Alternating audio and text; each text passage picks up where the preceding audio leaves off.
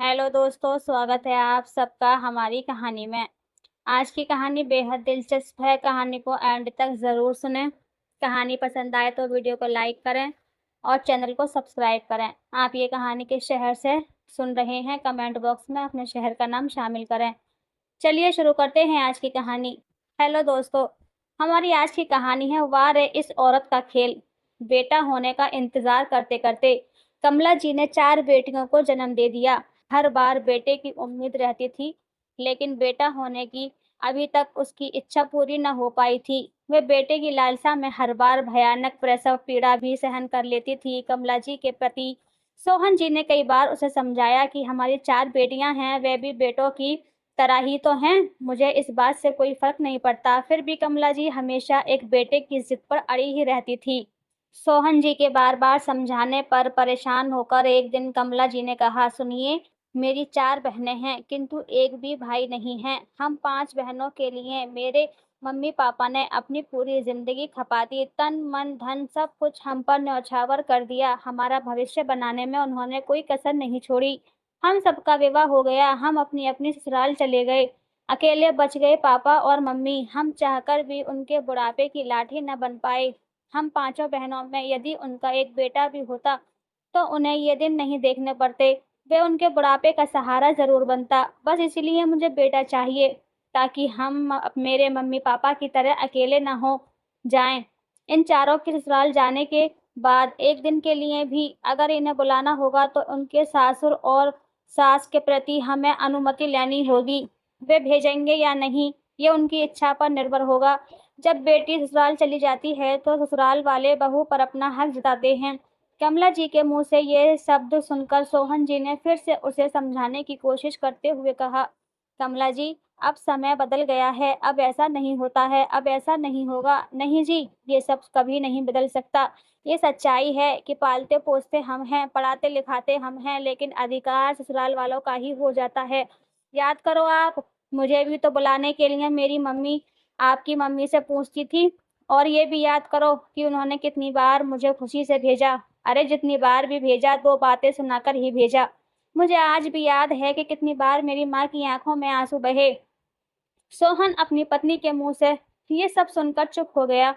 कमला जी ने अपनी कोशिश नहीं छोड़ी और बहुत पूजा-पाठ किया, कई मंदिरों में चक्कर काटे, आखिरकार भगवान ने उनकी सुन ही ली और कमला जी की मनोकामना पूरी हो गई। उन्होंने एक बेटे को जन्म दिया, घर में ढोलक, मंजीरे बजने लगे, चारों बहनें भी बहुत खुश थीं कि उन्हें एक भाई मिल गया। अब समय आगे बढ़ता गया, सभी बच्चे बड़े हो रहे थे। एक-एक करके चारों बेटियों का विवाह हो गया। कुछ सालों के बाद बेटे सोनू का भी नंबर आ गया और उसका विवाह भी हो गया। उसकी पत्नी पूजा अपने माता-पिता की इकलौती बेटी थी और सबसे अच्छी बात, कमला जी अपनी बहू पूजा को बिल्कुल अपनी बेटी की तरह रखती थी, उसे बहुत प्यार करती थी। समय बीतता रहा, एक दिन पूजा की माँ की तबीयत बहुत खराब हो गई। डॉक्टर ने उन्हें 1 महीने के लिए बेड रेस्ट की सलाह दी। तब पूजा के पिताजी ने कमला जी को फ़ोन करके कहा, बहन जी, 1 महीने के लिए क्या आप पूजा को यहाँ भेज देंगी? उसकी मम्मी की तबीयत बहुत ख़राब है। डॉक्टर ने बेड रेस्ट के लिए कहा है। यदि पूजा आ जाएगी तो मदद हो जाएगी।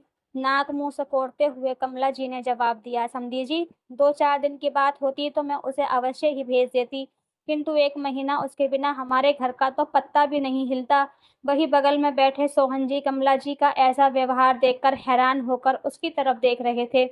फ़ोन कट करके जैसे ही सोहन जी से नज़रें मिलीं, तो कमला जी की नज़रें अपने आप ही नीचे झुक गईं। तब सोहन ने कमला जी के हाथ से फ़ोन छीनते हुए अपनी समधी जी को फिर से फ़ोन लगाया और कहा, समधी जी, आप चिंता मत करो, मैं आज ही शाम तक पूजा को आपके पास भेज देता हूँ। जब तक समधन जी तबीयत ठीक नहीं हो जाए, आप उसे वहीं रखिए। जब समधी जी अच्छे से ठीक हो जाएँगी, तब हम बहू को आकर ले आएँगे। तब पूजा के पापा ने कहा, भाई साहब, बहुत-बहुत धन्यवाद हमारी परेशानी समझने के लिए। अरे समधी जी, धन्यवाद की क्या बात है, पूजा आपकी ही तो बेटी है।